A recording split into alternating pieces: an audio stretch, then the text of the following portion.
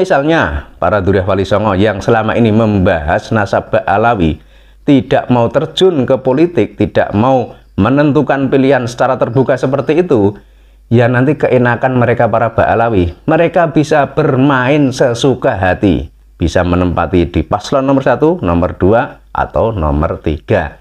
Kalau kita lihat elektabilitas atau kepercayaan masyarakat terhadap Pak Ganjar dan Pak Mahfud makin lama itu makin meningkat ya. Memang peningkatannya tidak begitu signifikan, tapi pelan-pelan naik terus. Dan kalau kita cek, itu kan dulu itu Pak Ganjar dan Pak Mahfud itu elektabilitasnya itu kadang di nomor 2, kadang di nomor 3. Tapi setelah kedatangan para Duriyah Wali Songo, kok langsung naik. Ya memang pelan naiknya, tapi ada pertambahan terus. Nah ini apakah dampak dari kedatangan para Duriyah Wali Songo tersebut?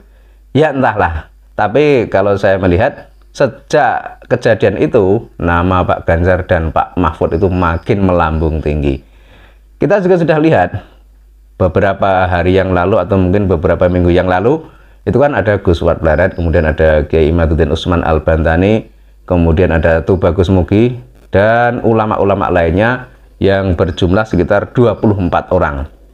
Mereka secara resmi mendukung Pak Ganjar dan Pak Mahfud.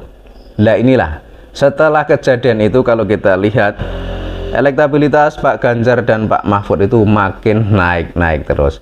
Sehingga bagi Anda semua, misalkan tidak sepakat atau tidak setuju dengan Gus Wat Blaret, atau mungkin tidak setuju dengan Kiai Imad, atau mungkin tidak setuju dengan Tubagus Mugi dan lain sebagainya, tapi ingatlah bahwa di belakang mereka itu adalah Wali Songo. Mereka ini adalah keturunan Wali Songo. Dan siapa sih Wali Songo itu? Dalam sejarah sudah tercatat bahwa Wali Songo itu adalah orang yang mengislamkan orang di Nusantara ini. Jadi sebelum kedatangan Wali Songo itu memang sudah ada ulama dari Timur Tengah yang berusaha mengislamkan orang di Nusantara.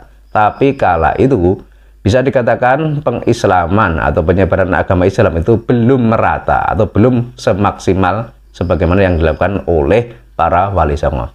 Kemudian di era Wali Songo inilah Islam bisa menyebar luas hingga ke berbagai pulau.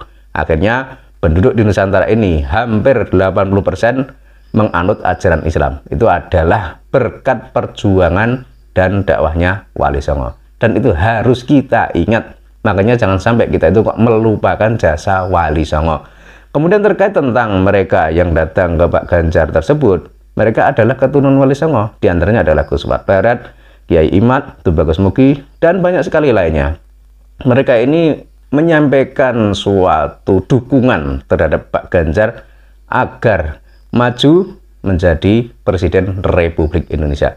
Hal itu tentu saja karena terkait tentang polemik nasab yang ada saat ini. Karena sebagaimana kita lihat, orang di negeri ini kan sudah banyak sekali yang percaya kalau habaib adalah keturunan Nabi. Padahal kalau menurut tesis ilmiah Kiai Imad, hal itu tidak berdasar. Artinya mereka para habaib itu tidak terkonfirmasi sebagai keturunan Kanjeng Nabi. Kemudian berdasar tes DNA, sebagaimana penjelasan Dr. Sugeng juga demikian. Jadi beberapa oknum Ba'alawi atau beberapa oknum habib dari Yaman setelah melakukan tes DNA ternyata hasilnya tidak nyambung ke Kanjeng Nabi. Nah ini kan dua hal yang harusnya itu menjadi patokan bagi kita semua. Kemudian ada juga tentang perilaku yang sering dipertontonkan oleh beberapa oknum habib di negeri ini, di mana ada oknum habib yang terang-terangan dalam ceramahnya bilang kalau satu habib bodoh itu lebih mulia daripada 70 kiai yang alim. Dan ini kan sebuah doktrin yang luar biasa menghinanya. Dan Kanjeng Nabi tidak mungkin akan mengajarkan hal yang demikian. Ini kan menunjukkan bahwa mereka itu merasa memiliki ras lebih tinggi daripada yang lainnya. Dan mungkin bisa dikatakan mereka itu merasa paling suci. Dan ini adalah sebuah doktrin yang sangat berbahaya. Makanya terkait tentang hal tersebut, agar rakyat di Indonesia ini tidak larut dalam doktrin-doktrin semacam itu, ya saatnya para Duriyah Wali Songo itu menyampaikan kebenaran ini. Salah satunya adalah mendukung Pak Ganjar dan Pak Mahfud. Dan sekali lagi, soal dukungan itu bukan soal kalah menang, tapi di mana kita berpijak kepada kebenaran.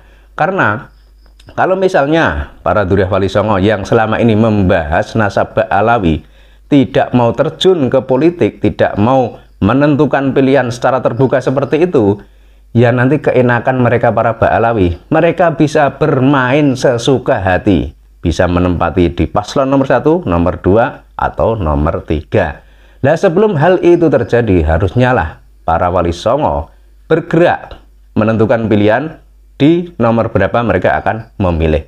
Hal ini agar diikuti oleh rakyat di negeri ini yang selama ini mungkin sudah geram oleh ulah para Ba'alawi dari Yaman. Dan tentu saja hal ini tidak ada kaitannya tentang rasis atau membeda-bedakan, itu tidak. Tapi cuma menyampaikan kebenaran bahwa yang namanya habaib bukanlah keturunan Kanjeng Nabi. Karena seringkali nama cucu Nabi ini dimanfaatkan untuk politik, untuk kepentingan tertentu, dan yang lebih berbahaya lagi adalah untuk kepentingan mereka saja. Nah, ini sangat berbahaya karena yang dirugikan adalah bangsa ini. Makanya sebelum terlambat harusnya kita semua itu bergerak dan menentukan pilihan mulai sekarang juga.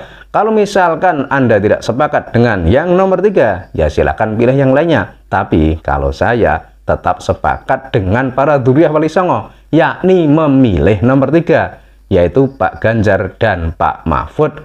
Entah menang, entah kalah, itu urusan lain. Yang penting kita membela kebenaran.